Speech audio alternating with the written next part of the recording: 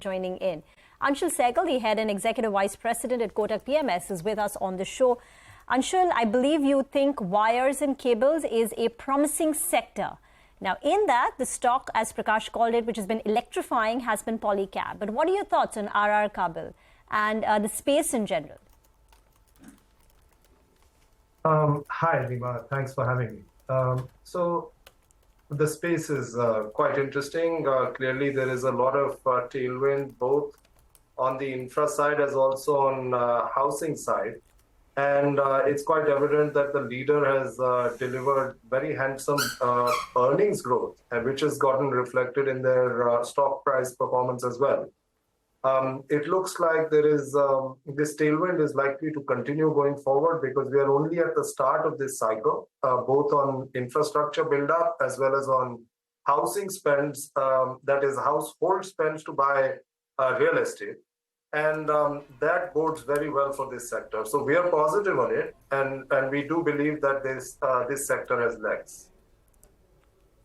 All right. Hi, Anshul. Good afternoon, Anshul. But what about the markets? You know, what's your view? You know, the broader consensus now at this juncture is that you stick to the large caps because the mid and the small caps, maybe they party too hard. So maybe a bit of a hangover there. What's your take? Do you believe that, or do you believe still that mid and small caps can continue the party? Hi, Nigel. Nigel, you know, I believe that a bear market is a bull market where the breadth is quite narrow. What I mean by that is that it's not like in a bear market you don't have stocks going up. You do have stocks going up. Only thing is that those are very restricted. While in a bull market, you have a wide expanse of stocks going up. So it's relatively easier to make money in a bull market and not so in a bear market. Let me give you some numbers. Between 2018 and 19, those 2 years, you had the small cap index down about 36%. That is on a consolidated basis over that 2-year period. However, in that period, you had about 18 stocks in the small cap category. That is 251 to 1,000 stocks, 750 stocks. In those, there were about 18 stocks which were up 50% or more. Some were up nearly 3 times. So if you were picking the right pockets, you were making money, albeit on a narrow basis. In this same period, you had nearly 550 small cap stocks, which were down, that is, they gave a negative return over a 2-year period. And the average negative return was 51%. So despite that, you had some stocks which gave you very handsome returns in the same category of stocks. My point being that if you're picking the right pockets, even in the small and mid-cap category, despite the rally that we have seen just now, there is money on the table. However, on the broader small and mid-cap category, this is a time to be slightly cautious, at least in the near term. However, if I was to look at a 5-year period, I would be extremely bullish on this space because I think that there are multiple factors leading to significant growth in this space over the next 3-5 years. Short-term valuations clearly are stretched, so broadly you should be cautious in the short term. Long-term, very bullish. Were you ever an investor in defense or the railway stocks, Anshul, at any point of time? We have been investors in defense and railways both. We were slightly ahead of time. It tested our patience, but it rewarded us handsomely, Reema. But you exited. Is it a part of your portfolio now? We are still investors.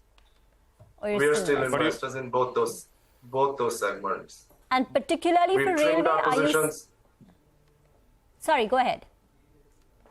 We've trimmed our positions. We've booked some profits, but we are still investors in both those spaces.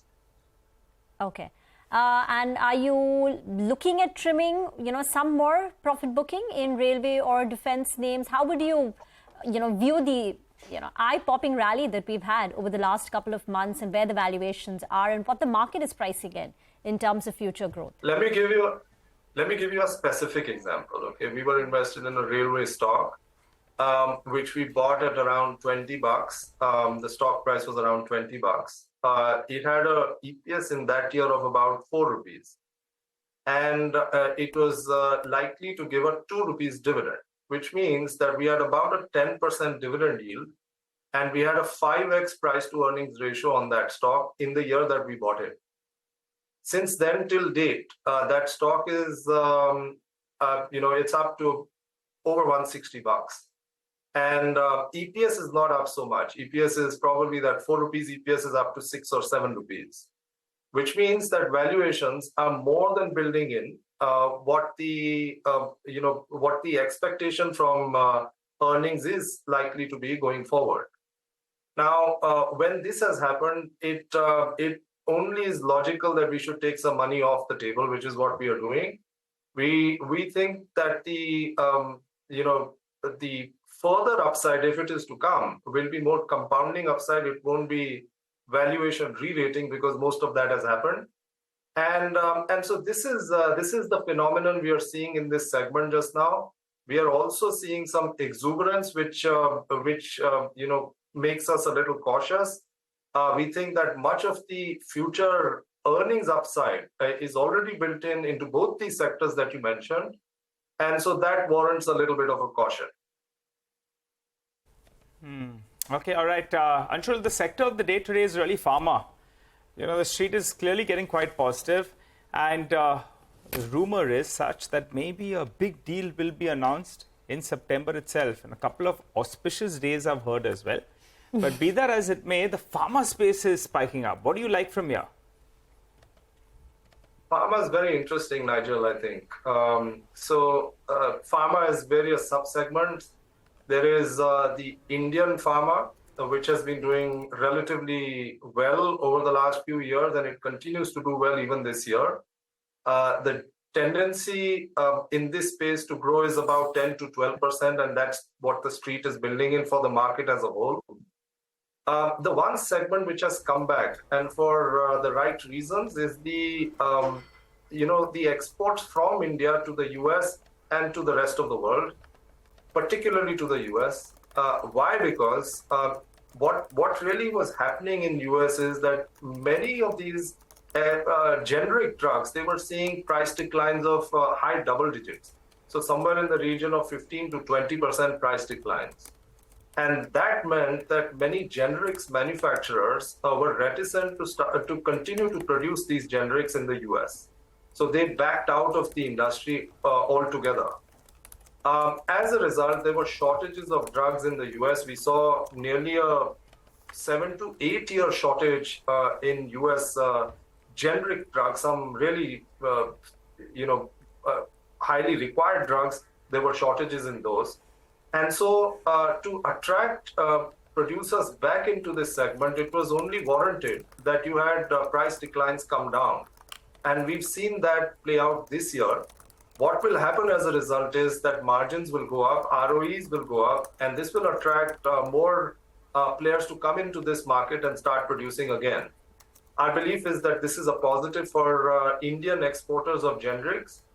It's already playing out in numbers. Some of these companies in the first quarter have shown significant improvement in margins, as also the guidance that they've given is quite strong. We think this trend is here to stay.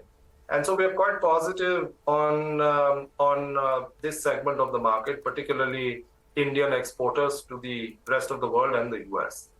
And healthcare, pathology continue to do well. Yeah, sorry. So healthcare in good health, basically, as far as the way you're reading things. Got that, Anshul.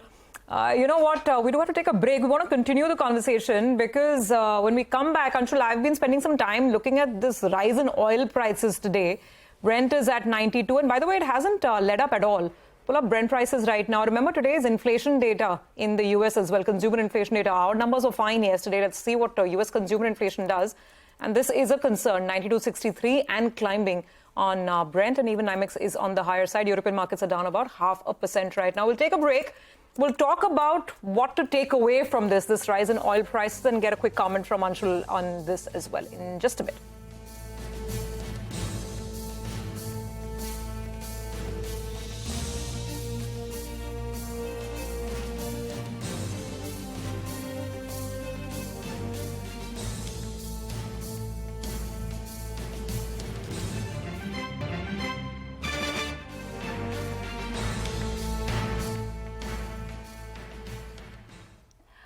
Welcome back. The Nifty is holding firm above that 20,000 mark. The mid-caps have rallied, and this is despite the rising crude oil prices. Now, logic would tell us that when crude oil prices rally, the Indian equity markets should get impacted because most manufacturing companies use crude oil prices as a raw material, so therefore their margins get hit and that should hurt them. But let's find out what history tells us. What's the correlation between Indian equities and crude oil prices? Surabhi's moved over to the big wall. Surabhi. Guys, thanks so much for that. So I spent the better part of the day just to go back in history and trace the move in Brent oil prices and our very own Nifty. And some interesting, points came up. This is 15-year data. Basically, I started looking at prices, right from the global financial crisis. So we're talking about September of 2008. And there were three distinct phases when the positive correlation is very, very clear. The first is right when we were recovering from the GFC. The markets kind of, bottomed out around March of 09. Now we really remember that. Equities moved higher and oil prices moved higher. And this correlation went up all the way till November of 2010. And that's when things changed. And I'll come back to that in just a bit. That's the first. Let's move to the second. The next long phase of positive correlation actually happened somewhere around this phase, this entire phase. Around 2016 is when we had a positive rally on the equity side. It wasn't a very big, sharp vertical move, but a long move and largely higher. January 2016 going all the way up to October of 2018. It was a positive correlation. That's the second phase of positive correlation. Let's come to the third phase. That happened right after COVID. Remember March. March is actually quite an interesting month when we talk about history. We've made historic, beautiful bottoms in March. So again, March 2020. We hit that bottom on the Nifty. We hit the bottom on oil prices as well. Oil, of course, didn't move up as sharply as equities, but largely this correlation continued all the way till October of 2021. So three phases where both moved higher. However, there also are three distinct periods of time in the same 15-year period where the correlation didn't exactly work as well. In fact, it broke down. The first such instance happened in February of 2021. Basically, it started from November of 2010, just after that recovery that we were seeing in oil prices. Here, crude continued to rally. It was up about 15.5%, but the market sold off. The Nifty used to be at around 6,300, fell down all the way to 5,200. 16% drop on the Nifty, even as oil went up. So yes, it has happened that oil goes up and our markets do react negatively. But the more interesting aspect is this, that positive correlation completely broke down in 2022. Look at this chart over here. This is the low after COVID, March, which I just described. And we rally nicely together up until here. Then you hit December 21 going into 22, and then everything changes. Look at the way oil has rallied all the way. March 22, it rallied to almost $128 a barrel. The Nifty did not rally. The Nifty started faltering. It fell all the way down to a level of about 15,869. What happened here? Why was 2022 different? The one reason that really stands out is the Ukraine war. When geopolitics came in, that positive correlation literally broke down. I'll just put the numbers up here. Again, because of that, Ukraine event, crude oil prices rallied 85%, very sharp rally from December to March 2022. In the same period, the market didn't fall as much as this, as dramatically as this, but it fell about 7.5%. The Ukraine rally continued in oil prices. There was a second leg of an up move. Let's pull up the next plate where crude oil kept up going higher, 25% higher. This is up to June of 22, and again, the market fell by about 6 to 7% in that same period. So basically, short point, what is history telling us? That yes, there have been long periods of positive correlation, but big events, outlier events like geopolitics can perhaps derail that correlation. What happens in 2023 going into 24? Only time will tell. Well, Anshul, let me make that my last question to you in terms of risk. And I think today when we're looking at the market and we're talking about, risk factors, across the board, people are saying inflation, sticky inflation, US bond yields. Now that's a risk. What are your thoughts today as we see that price touching 92 plus on Brent oil? Surabhi, I'm a trained equity investor, and I've learned one thing from the greats, say Charlie Munger. He says, invert, always invert. Try and figure out what can be not right in your thesis.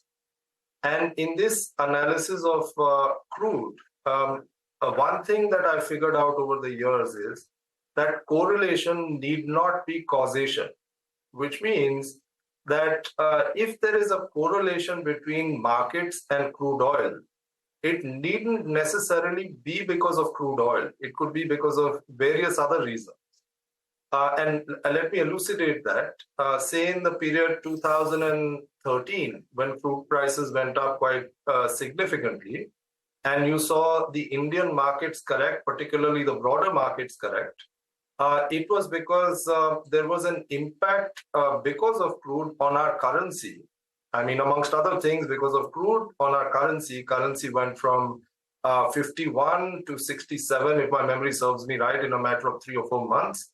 And that led to FIIs taking monies away from India. And as a result, the Indian markets corrected.